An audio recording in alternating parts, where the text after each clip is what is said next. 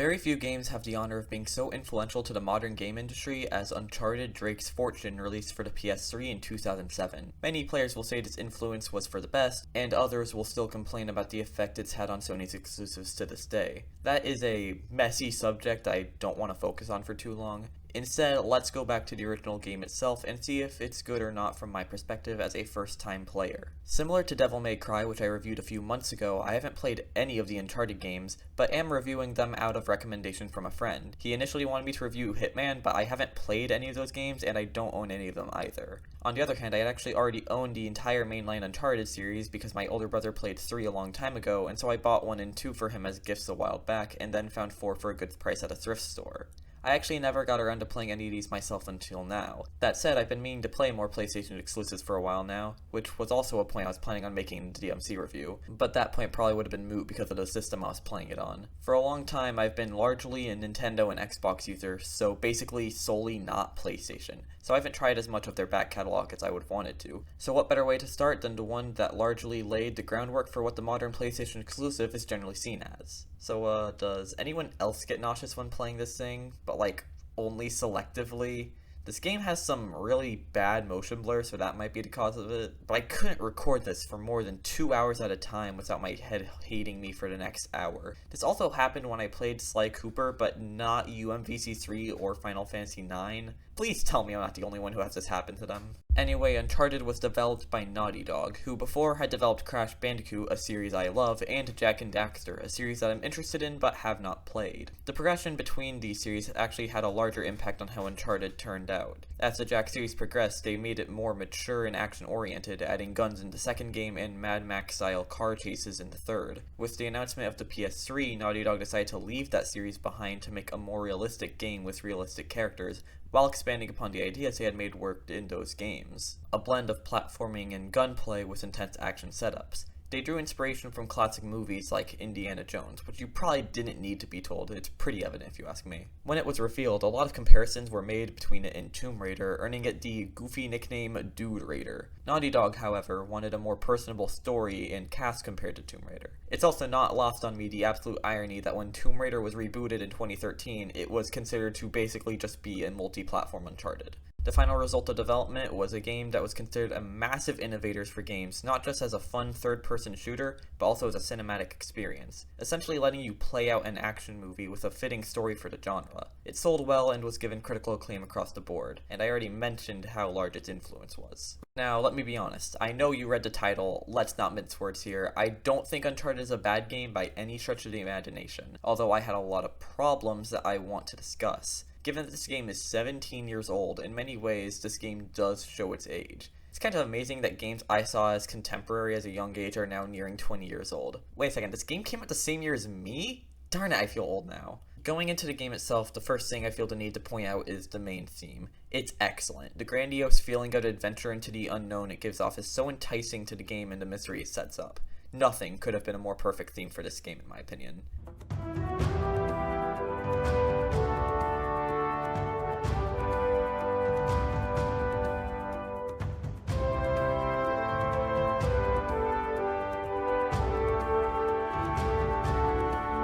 Had to mess with my OBS settings a bit to make that one happen because apparently I had set them up wrong on my PC, so the first few recordings sounded like this. Don't worry, not all of it was that bad. It got worse. Anyway, for real this time. This game stars Nathan Drake, everyone's favorite consumer of Subway, who is very unfortunately and mistakably not Tom Holland. He claims to be the descendant of Sir Francis Drake. Yeah, buddy, and I'm the descendant of Christopher Columbus. He and his friend Victor Solomon are on the trail of the coffin of Drake's reputation and music career, with journalist Elena Fisher who's capturing it all on video. The journalism may attract some unwanted attention in the form of pirates, but that doesn't stop them from finding a coffin containing Drake's diary with the secrets of El Dorado. So Nate and Sully leave Elena behind to find the treasure alone. They follow the past but find a German U-boat instead. They then realize that El Dorado is a big statue instead of a city that has been moved to another island in the South Pacific from the pages found inside. This is when their journeys are stopped by mercenaries led by Gabriel Roman, a man that Sully is in debt to. Nathan escapes, but Sully is shot, and Nate finds Elena wandering around the island. Nate and Elena manage to make it to the island by plane, but are shot down and briefly separated until Elena saves Nathan from his old associate Eddie Raja and his pirate gang. For some reason, at this point in the story, they try to play with the character dynamics in a fairly awkward way. They tried to make Nate go from being all in on the journey to flipping that around and having Nate not want to go on, despite Elena's protest, except he just chooses to anyway after Elena pep talks him for a few minutes. I'm not saying I dislike the characters, though, quite the opposite actually. I think Nathan Drake himself is a really good protagonist. Even when he's not always the best morally, he carries himself in a confident, entertaining way that makes you want to help him find El Dorado. Elena is okay too. There's nothing about her I find all too compelling or interesting, but nothing bad. I can't tell how serious they're trying to be about the whole romance thing between the two. I didn't really see it personally. Hopefully if they do, the sequels change my mind on that. Sully is also pretty entertaining as something of a sidekick to Nate too. Unfortunately, I didn't really feel anything towards the villains. They left no mark on me whatsoever. Roman is evil, does the evil thing, and that's about it. And Eddie is a goofy side antagonist that I really didn't find funny. The writing can be pretty good, but other times devolves into being trope-littered and generic. Very rarely do jokes in this game land. This is like D-tier Marvel movie adjacent joke writing, and it sometimes feels like the game's occasionally convinced that it's funnier than it really is. The main thing I feel like this game's plot is good at is building mystery of where the statue is and how they're gonna get there. It also does a good job building tension as the environments you first become increasingly more hostile in structure, at one point even causing Elena to lose her camera. It also slowly drops traces that there's more to the treasure hunt than Nate initially thought. The further you get into the island, the more interesting the settings get. It's nothing too special by the standards of the genre, but they're still well done. The visuals themselves are well made. This is quite a decent looking early PS3 game, although I had some technical problems. First of all, I have never had my PS3 wail in pain as much as I have with this game. It was primarily in Chapter 2, which is really dense in foliage. Whenever there's a lot of plants in the environment at once, the game starts lagging badly, and there's even some screen tearing going on occasionally.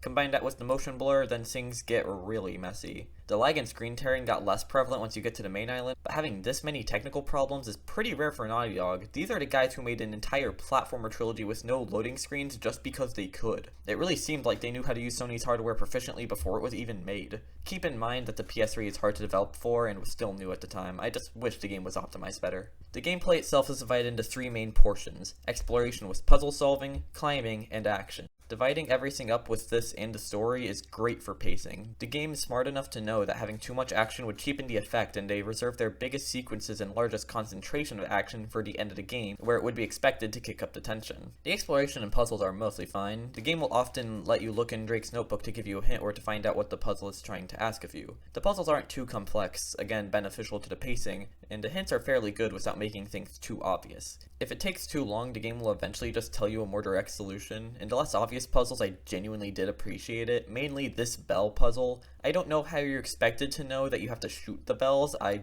don't think that'd make them ring, I think that just break them. Some of the other puzzles, while not very hard, were fun to decipher. The statue direction one was pretty cool, as were a lot of the later game ones. As for the exploration, because the game's mostly linear, most of the time you're just looking around the environment for something to climb or jump on.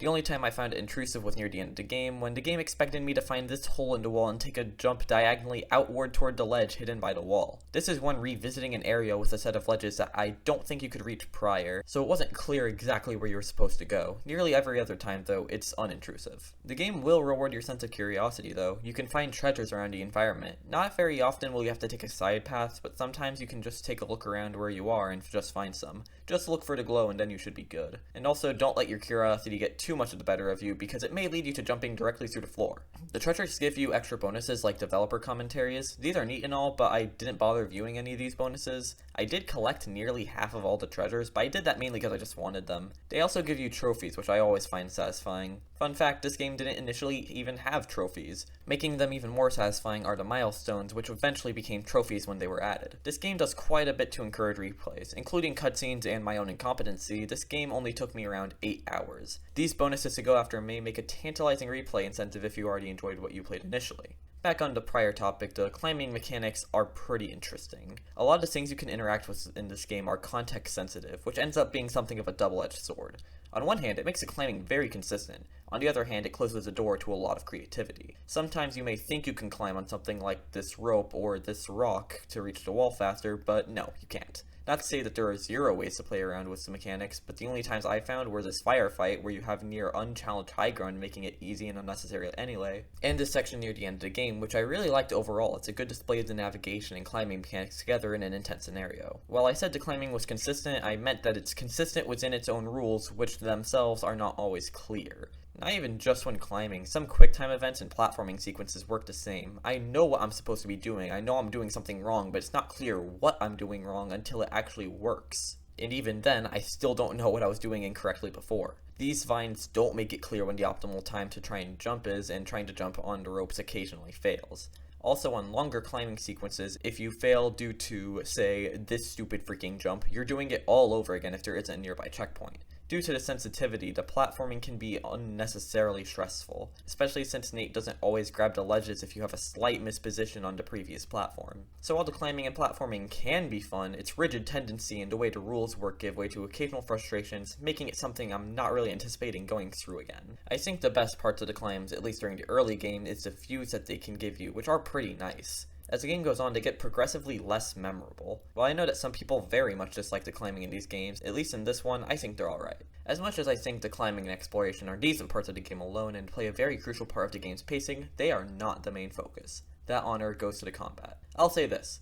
I myself am not the most experienced shooter person. I'm competent enough at the genre and know what I do and don't like from them. I do think I know enough to say for myself that the aiming feels pretty freaking bad. I'm someone who generally likes their sensitivity pretty low, but no matter how much I mess with it, it never felt good. It comes down to feel rather than the sensitivity itself. It feels like you're aiming on a grid, which I don't think I should have to explain why that doesn't feel good. You're constantly over and undershooting your mark and have to make the smallest stick adjustments in order to attempt to hit what you're aiming at points. I found that slow walking lets you be more precise with your aiming, something that I found necessary due to how the enemies dip and duck around after getting hit or when dodging. When it works properly, it can be really fun and satisfying to track down the enemy as they duck around. I mainly noticed my issues though when I first picked up the sniper rifle, which is one of the worst feeling snipers I've ever used. Granted, nothing beats MGS1 in that category, but I still didn't like this thing all too much. It makes it really evident how jumpy feeling the aiming is, and how walking without adjusting your aim is the best way to hit your mark. This makes things a bit better, but also conflicts with another primary feature of the game, the cover system. You can press circle to hide behind walls and corners.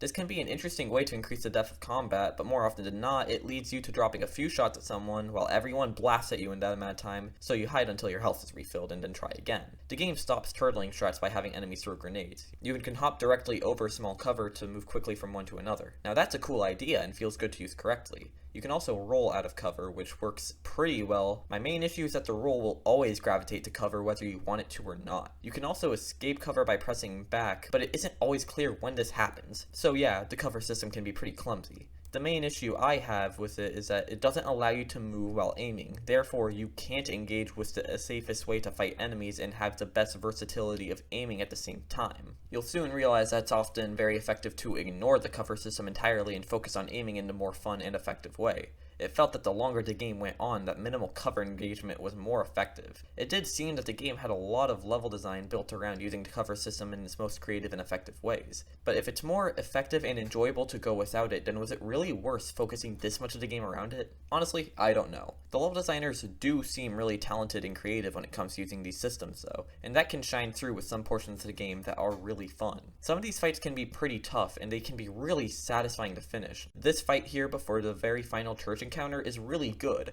I died a lot, but that just meant I had to focus harder. I had to memorize how the enemies approach and be ready to counter, changing strategies on the fly.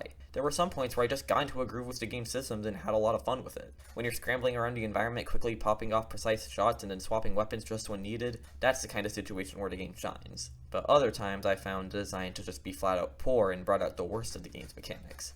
This part with the water and the walls blocking your approach comes to mind. Easily one of the worst fights in the game because there just isn't a whole lot you can do while the enemies have infinitely more freedom and cover.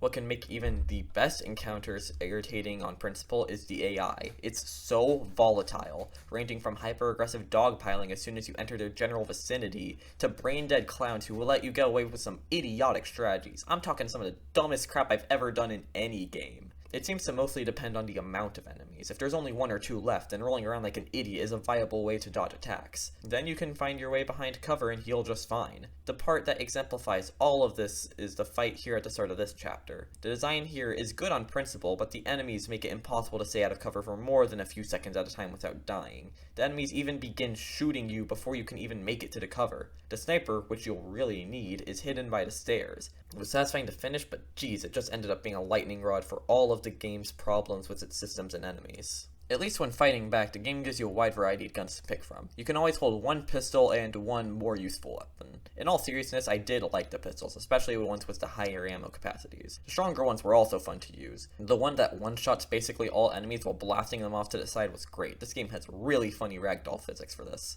For the main weapons, the rifles were never a bad option, but I ended up gravitating towards the shotguns. The impact on them is super weighty and satisfying. There are also some more specialty weapons you can pick up for this slot, like the sniper, which despite my mentioned reservations with it, was still decent at its job, and rocket launchers, which I never really used because I never felt comfortable with their ammo. Due to the ammo restrictions, you can't just stay with your favorites for the whole game, which I think is a good choice. It forces you to experiment and use what you have and also what the enemies drop. You also can pick up grenades, which are a fun way to block enemies from coming at you. They don't even try to dodge or throw them back, they just take that, and the explosion ends up rocketing them off into the stratosphere. The major issue is that they're unreliable to aim, because Nate stands way out of cover when aiming them, and they just had to be tied to the 6-axis motion controls. So, thanks to this game for helping me find out that my third-party controllers even had 6-axis, but this was still not a fun way to aim with. They are still effective weapons, just not as effective or fun as they could have been because of this. Please tell me the next games get rid of this. I know it was soon after PS3's launch, you have to use the new features, but this wasn't the way to do it if you ask me. It would have been better used in a puzzle of some kind. Additionally, you can use melee combat, which doesn't feel like it works. The game tells you a button combination to do a major combo, but it never once worked. I tried pressing it quickly, I tried it rhythmically, it still didn't work. Just mashing square worked better for when this was ever needed. There's also a stealth takedown which also doesn't work, but in a way that makes it work better, ironically. As long as you're behind the enemy at all, then you can just backhand them into the floor. It's so funny, especially when the enemies evidently saw you, on top of making it legitimately effective when scrambles. Honestly, helping make the combat more mixed is the sound design. First of all, while I get that most shooters deliberately don't use health bars, I hate this game's solution of gradually grayscaling the screen. It makes the enemies blend into the environment, especially due to how detailed all of it is. Now to actual sound comments, the music is pretty good. Similar to most action movies, it's something I enjoyed in the moment but didn't remember that much of it after the fact. Also, some problems occur when they try to sync it with the action. Generally, the music will die down when the fight ends, but sometimes it doesn't account for reinforcements, therefore making me feel safe to continue until I'm killed by them and have to restart the entire fight. Especially painful when the reinforcements end up coming in from behind. I also really could have done without the obnoxious ear-ringing when there's an explosion near you. I get why it's there, it's for realism, but darn is it unpleasant. I already established I was getting nauseous while playing, and this just made it worse.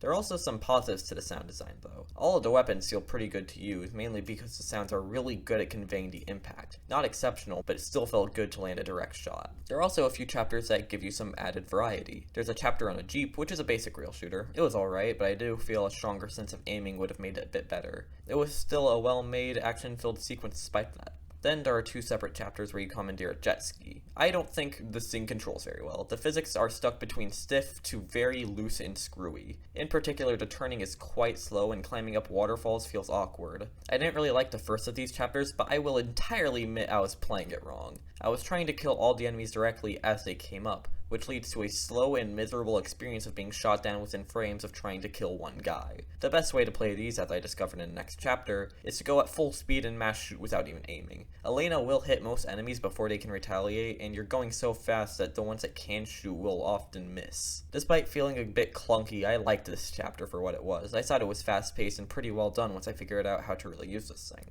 Eventually, Nate and Elena find Sully, who survived being shot by protecting the shot with Drake's journal. He's found being interrogated by Roman and his crew, seemingly on their side, however he's actually just leading them to the wrong place, which Roman knew he would do but followed it anyway, because as it turns out, he was right, the treasure is under the monastery like Sully told them. So Nate has to travel down into Mausoleum alone and finds out why there are no traces of the Spaniards left. Opening the coffin to El Dorado lets loose an evil fog that turns people into feral monster creatures. Eddie had actually already found this out the hard way, as he had been hired by Roman and his men were slowly being killed off by it. Now Nate and Eddie have to fend them off together in a fight where I used all the game's vital and unique mechanics just as intended to fight off the hordes of enemies, and then had no trouble grabbing the rope Elena sends down and then didn't die because of it. Eddie does die though, but they play it for a joke, so I really don't care. The final chapters are mostly now just running in circles, hip-firing an SMG until the hordes of enemies die, then trudging through the bleak environment, and then there's a maze where everything looks the same, so I end up backtracking through it by accident at one point.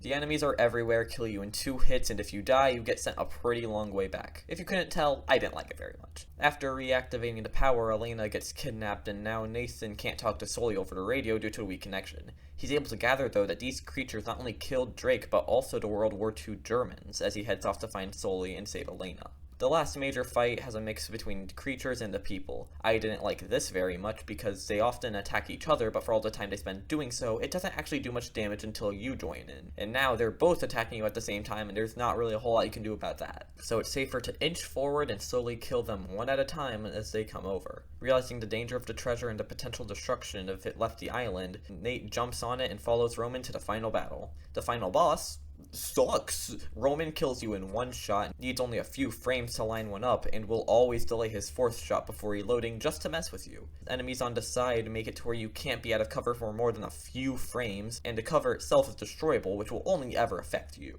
This wasn't the fun kind of concentration and repetition to succeed. It was banging my head against a wall until my controller died, then tuning it into an FE8 Iron Man livestream waiting for it to recharge since my setup isn't optimized for this crap yet. I don't hold that in particular against the boss fight, but you get my point. After you chase Roman to the top of the ship, you lose your gun, dodge a few shots with only frames to react to the fact that yes, the cutscene did in fact end. You then quick time event him to death, Sully is saved, El Dorado is put back into the ocean, and the 3 take a boat out. Sully actually managed to find a lot of treasure on his way out, granting him and Nate the fortune they searched for. They all ride off into the sunset, that's definitely 3 words and not 1, and then the game ends. The end of the story is pretty nice and well done, but the gameplay is just rough. I was initially surprised that Roman was the only boss in the game, but now I'm glad there weren't more. The climax is well told though, and the ending is pretty nice for what it is. Also, calling the ending achievement Charted is a wonderful species of goofy that I don't see games pull too often. And that's Uncharted 1, a game I feel had great ideas and a talented dev team behind them, but ended up not quite living up to what these traits could have entailed. I like a lot about Uncharted, but I also feel like I disliked a near equal amount at times.